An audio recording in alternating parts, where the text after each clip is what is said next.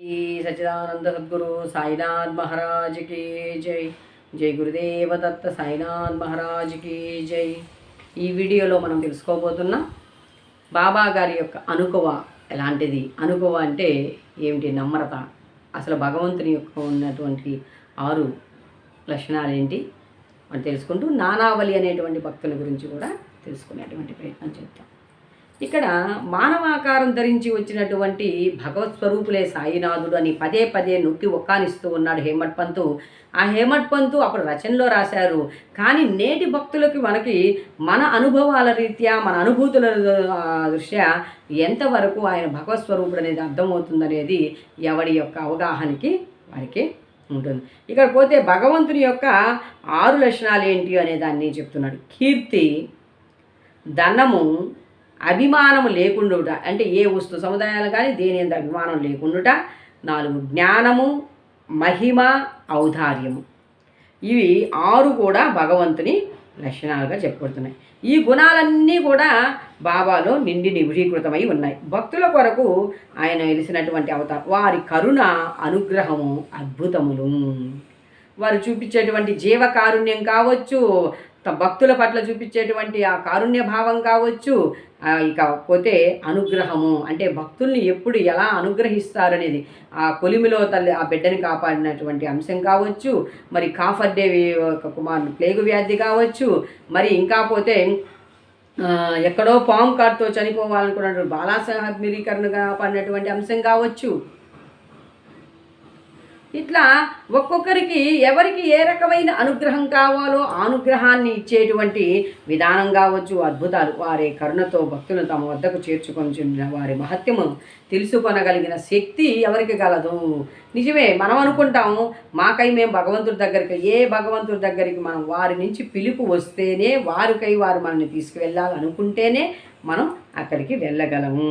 ఇక్కడ బాబా నోట తెలుసుకున్న శక్తి, వారి మహత్యాన్ని భక్తుల కొరకు బాబా నోట వెలువడిన పలుకులు పలుకుటకు ఆ జ్ఞానస్వరూపుని అయినటువంటి సరస్వతి మాత కూడా బెరుగు చెందుతుందేమో అంటున్నాడు మన హేమట్ పంతు. ఆయన ఏమంటున్నాడు, ఒక ఉదాహరణ ఇస్తాను. ఆయన ఎటువంటి మాటలు మాట్లాడేవాడు. అనుకువ ఎలాంటిదంటే వినయ విధేయత అనుకోని ఎలాంటిదో చూద్దామని అంటున్నాడు. బానిసలకు బానిసనగు నేను మీకు రుణగ్రస్తుడను, నేను మీ దర్శనము చేత తృప్తుడనైతిని.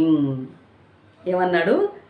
బానిసలలో బానిసన్నగు నేను మీకు రుణగ్రస్తుడిని. అంటే ఎదిగిన కొద్దీ నేను నేను భగవత్ స్వరూపాన్నే, కానీ ఎదిగిన కొద్దీ ఒదిగి ఉండగలిగినటువంటి ఆ యొక్క నిబద్ధతను తెలియజేస్తూ వస్తున్నాడు. ఇక్కడ బానిసలు అంటే సేవించేవారికి సేవకుడిని. అందుకే మహర్షాపతి ఒక కాలు నొక్కేవాడు. మన కఫర్డే శ్రీమతి కఫర్డే పాదాలు ఒత్తుతూ ఉంటే తిరిగి ఆమె యొక్క పాదాలు ఒత్తుతూ ఉన్నాడు. అలాంటి అనుకూలను కలిగినటువంటి వాడు అనమాట.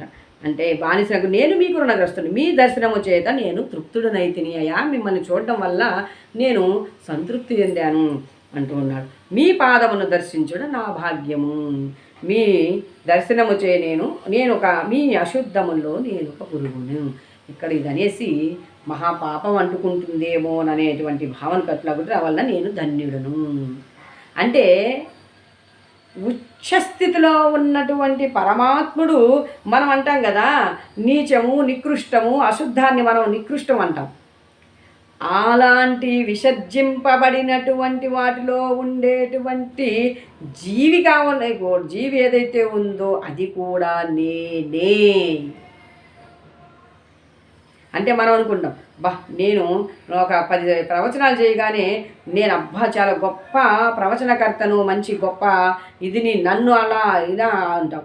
నువ్వు అలా అయినే సమస్తంలో ఉన్నటువంటి నీవు ఆ యొక్క నీచమైన జీవిలోనూ ఉన్నావు, ఉత్కృష్టమైనటువంటి దాంట్లోనూ ఉన్నావు అనేది గుర్తెరిగే దానికోసం ఆయన ఇక్కడ మనకి దాన్ని తెలియజేశాడు. అంటే గొప్పగా కనిపించేటువంటి, ఇప్పుడు కుక్కర్ నేనే అన్నాడు, పందిని నేనే అన్నాడు, క్రిమి కీటకాలను అనే అసలు అక్కడే చెప్పేశాడు ఆయన. కానీ మనము అసహించుకునేటువంటి ఆ విసర్జన పదార్థంలో ఉన్నటువంటి జీవి కూడా భగవంత్ స్వరూపమే. అంటే నేను నేను మినా ఏమీ లేదు, అన్నిటిలో నిండి ఉన్న శుద్ధ చైతన్యాన్ని కూడా చెప్తూ ఎదిగిన కొద్దీ ఒదిగి ఉండాలనేటువంటి విధానాన్ని మనకు తెలియజేస్తూ వస్తున్నాడు ఇక్కడ బాబా. సరే, ఇక్కడ హేమంత్ పంతు అంటున్నారు, అసలు అబ్బా ఏంటి అలా మాట మనమైతే అనగలమా? నేను ఒకరు కొంచెం పేరు ప్రతిష్ఠిస్తున్నాడు, ఐ ఆమ్ దసాం,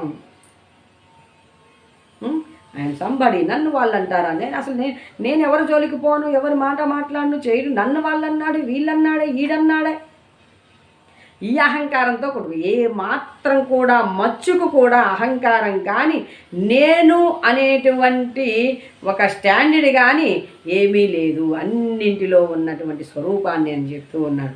అటువంటి దాన్ని బాబా యొక్క ఈ వాక్యమును ప్రచురించడం ద్వారా బాబా నేను వచ్చానని ఎవరైనా అనుకుంటే నన్ను దాని పరిహారార్థమైన అపరాధాన్ని మన్నించేందుకు ఆ యొక్క సాయి నామాన్ని నేను జపిస్తాను అని చెప్పి మన హేమంత్ పంతు చెప్తున్నాడు. ఇక బాహ్య దృష్టికి ఆయన బాబా ఇంద్రియ విషయంలో అనుభవించి ఇంద్రియ విషయం అంటే ఆ వంకాయ కూర అడిగాడు, ఆ జాంకాయ అడిగాడు, ఆ ద్రాక్ష అడిగాడు, ఇవే కదా మనం చెప్పుకుంటూ ఉంటాము. అనుభవించిన వాళ్ళే కనపడినప్పటికీ ఇంద్రియ అనుభూతులతో వారికి మాత్రం అభిరుచి ఉండేది కాదు. అసలు ఇంద్రియ అనుభవంలో స్పృహయే వారికి ఉండేది కాదు. వారు భుజించినప్పటికీ దేని యందు వారికి రుచి ఉండేది కాదు. వారు ప్రపంచమును చూచుచున్నట్లుగా అనిపించినను వారికి దేని యందు అభిమానము లేకుండా ఉండేది, ఆసక్తి అసలు. కామం అన్నచో వారు హనుమంతుని వలె అస్కలిత బ్రహ్మచారులు. ఈ హనుమంతుడితో అనగానే వచ్చేస్తారు పరోమని కామెంట్స్లోకి, హనుమంతుడితో పోల్చగాకండి మహాపాపం వచ్చేస్తుంది, అరే బాబు వాళ్ళకు మాకు మధ్యన తారతమ్యం లేదు అని వాళ్ళంటే మనం ఆయన హనుమంతుడితో పోల్చొద్దు, ఇంకొకరితో పోల్చొద్దు చెప్పేదానికి మనమెవరమి? హనుమంతుని వలె అస్కలిత బ్రహ్మచారులు. వారికి దేని యందు మమకారం లేకుండెను. వారు శుద్ధ చైతన్య స్వరూపులు. కోరికలు, కోపము మొదలగు భావ వికారములు శాంతించి స్వాంతము చెందడి విశ్రాంతిధామము. ఏమన్నాడు బాబా? కోరికలు తీర్చే దైవం, కోరికలు కూడా తీరుస్తాడు, కానీ ఆ కోరికలు తీర్చే విధానంలోనే ఉంటుంది. మనం అడిగినవన్నీ గురువు ఎప్పుడు ఇవ్వడు, మనకి ఏది శ్రేయస్సో దాన్నే ఇస్తాడు. అది ప్రతి ఒక్క సాయి భక్తుని యొక్క జీవితంలో విదితమే అనేది నేను సుస్పష్టంగా చెప్పగలను, నా జీవిత అనుభవంలో కూడా నేను చెప్పగలను. కాబట్టి వారు విరాగులు, ముక్తులు, పరిపూర్ణులు. కాబట్టి ఇక్కడ మనం బాబా గారి యొక్క అనుకోవను, ఆయన యొక్క ఎదిగిన కొద్దీ ఒదిగి ఉన్నటువంటి ఆ విధానాన్ని, ఎలా తన భక్తులు ఉండాలి, జవహరాలు ఏంటి ఆ బాబా చెప్పండి ఏముంది, జవహరాలు అనేటువంటి కపట గురువు దగ్గర ఎలా వినమ్రతతో ఉండాలని చూపెట్టాడు. నువ్వు నేను గొప్ప, నేను ఇది అని చెప్పుకొని ఎక్కడా చెప్పాల్సిన, నీ యొక్క సహజ సిద్ధమైనటువంటి సద్గుణాలే నిన్ను నీ యొక్క సద్గుణాల పరిమళాలే నిన్ను ఉన్నతీకరిస్తాయి. నిన్ను వ్యక్తులకి ఎవరికి తెలియజేయబడాలో వాళ్ళకి తెలియజేయబడతాయి. ఇలా ఇక్కడ మనం షిరిడీలో నానావళి అనేటువంటి ఆయన్ని వాస్తవానికి అందరూ కూడా పిచ్చివాడు అనేవాడు, అంటే ప్రాపంచిక వ్యామోహాలను తొలగించుకొని భగవత్ చింతనలో గడిపేటువంటి వ్యక్తి అనమాట నానావళి. ఇప్పుడు పిచ్చి వాళ్ళందరూ అవధూతలు కాదు, నిజమే, పిచ్చి వాళ్ళందరూ అవధూతలు కాదు. అంటే ప్రతి పిచ్చి ఉన్నవాడు ఒక్కొక్కడికి ఒక్కొక్క పిచ్చి ఉంటుంది. ఒకరికి ధన పిచ్చి ఉంటుంది, ఒకరికి వస్తువుల పట్ల పిచ్చి ఉంటుంది, ఒకరికి స్త్రీ పట్ల పిచ్చి ఉంటుంది, కొంతమందికి అట్లా భక్తి పిచ్చి ఉన్న వాళ్ళు ఉంటారు. ఆ భక్తి పిచ్చి పట్టిన వాళ్ళు తమ సమస్తంలో అన్నింటినీ ఆయన్ని ఎవరిని చూసినా వాళ్ళకి వాళ్ళ దైవంగానే గోచరిస్తూ ఉంటారు. ఇట్లా ప్రాపంచిక వ్యామోహాలను తొలగించుకున్నటువంటి వాడు పిచ్చివాడిగా ముద్రపడి ఒక ఆయన తిరుగుతూ ఉండేవాడు మన నానావళి అనేటువంటి వ్యక్తి. అతడు బాబా విషయంలో పనులను చక్కబెడుతుండే. ఒకనాడు అతడు బాబా వద్దకు పోయి బాబా చక్కగా అందరితో ఆశీర్లై ఉన్నాడు. ఇక్కడ చూద్దాం మనం. సరే, ఆయన అదిరా ఇదిరా అంటాం కదా, చక్కగా గద్దె మీద కూర్చొని ఉన్నాడు. మహర్షాపతి, శ్యామ, నానాషాబ్, చందోర్కరు ఇట్లాంటి భక్తాగ్రేషులు అందరూ అక్కడ ఉన్నారు. లేగానే నేరుగా వచ్చి ఏ పకీర్ లే పైకి అన్నాడు. బాబాని గద్దె మీద నుంచి లేపాడు. బాబా చిరునవ్వులు చిందిస్తూ లేచి నిలబడ్డాడు. నిలబడ్డప్పుడు పక్కన ఉన్నటువంటి భక్తులు ఏంట్రై అని చెప్పి, ఏంద్రా వీడు ఇలా చేస్తున్నాడు, ఈ పిచ్చోడు అది ఇతను. కానీ ఆయన గద్దె మీద కూర్చున్నాడు. గద్దె మీద కూర్చున్నటువంటి నానావళి ఏం పకీర్ అని బాబాను కొన్ని ప్రశ్నలు సంధిస్తాడనమాట. కానీ చిరునవ్వుతోనే సమాధానం ఇస్తాడు బాబా. కొంతసేపు కూర్చుని బాబాను తిరిగి కూర్చుని బాబా తన గద్దె పైన కూర్చొని నానావళి బాబా పాదాలకు సాష్టాంగం. అంటే ఆ చర్య నానావళి ఎందుకు చేశాడు, ఆ చర్య వల్ల అతనికి బాబా గురించి ఏం అర్థమైందనేది వారిద్దరి మధ్యన ఉన్నటువంటి అవగాహన స్థితిగతికి మాత్రమే, అర్థం చేసుకున్న వాళ్ళకి మాత్రమే అర్థమవుతుంది. కాబట్టి సాష్టాంగం తన గద్దె మీద నుండి దిగిపోమ్మనను దానిపైన ఇంకొకరు కూర్చు. ఇప్పుడు మనం ఉన్నాం ఒక నిండు సభలో చక్కగా కూర్చోడే, ఎందుకు నువ్వు ఎవరు చెప్పారు ఇక్కడ కూర్చోండి లేచి కిందకు పో అనగానే మన అహం కాస్త తారాస్థాయికి చేరుతుంది.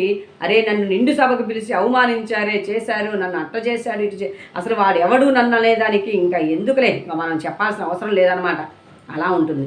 కానీ బాబా గారు ఇక్కడ ఏమాత్రం కూడా స్పందించలేదు, చేయలేదు, దిగిపోమ్మన్న మనో వికారాన్ని కూడా పొందలేదు.